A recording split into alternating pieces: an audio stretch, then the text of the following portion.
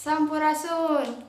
Wilujeng enjing pamirsa sadaya, tepang deui sareng simkuring Fani Yuliani di acara Warta TV Sunda anu nyajikeun informasi aktual jeung faktual. 24 Februari 2024. Kabupaten Ciamis, Jawa Barat, kiwari geus miboga stadion atletik anu berstandar internasional. Ayeuna proses pambangunan hampir 88% rengse. Stadion Atletik Ciamis aya di sisi kota, di Jalan Lingkar Selatan, Desa Linggasari, Kecamatan Ciamis, Kabupaten Ciamis. Aksesna gampang pisan sehingga cocok pikeun ngayakeun acara olahraga regional, nasional, jeung internasional. Stadion atletik ieu legana kira-kira 4 hektar. Ngabogaan tribun panonton anu kapasitasna 2000 urang, lengkap jeung sagala rupi fasilitas pendukungna. Bapak Herdiat miharep stadion atletik ieu bisa ngaronjatkeun prestasi atlet Ciamis.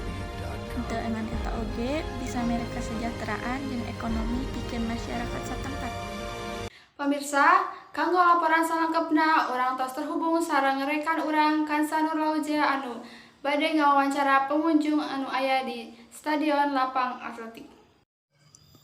Simkuring Kansa Nur Lauja atos dugi di lapang Stadion Atletik. Ayeuna abi nuju sareng pengunjungna. Sampurasun, Rampes, manawi sareng teteh saha? nami abdi Indi. Biasana teh Indi upami lari di lapang ieu osok dinten non wae. Biasana abdi lari sok dinten Sabtu sareng dinten Minggon. Kumaha tanggapan teh Indi perkawis ayeuna Stadion Lapang Atletik ieu di Ciamis? Abdi bangga salaku warga Ciamis ngabogaan stadion lapang atletik anu berstandar internasional. Manawi dicekapkeun dugi kadinya, saterasna dilanjutkeun ka studio. Hatur nuhun ka Saudari Kansa anu parantos masihan laporan ngeunaan Stadion Lapang Atletik.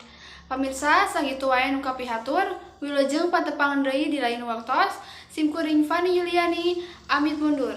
Wassalamualaikum warahmatullahi wabarakatuh.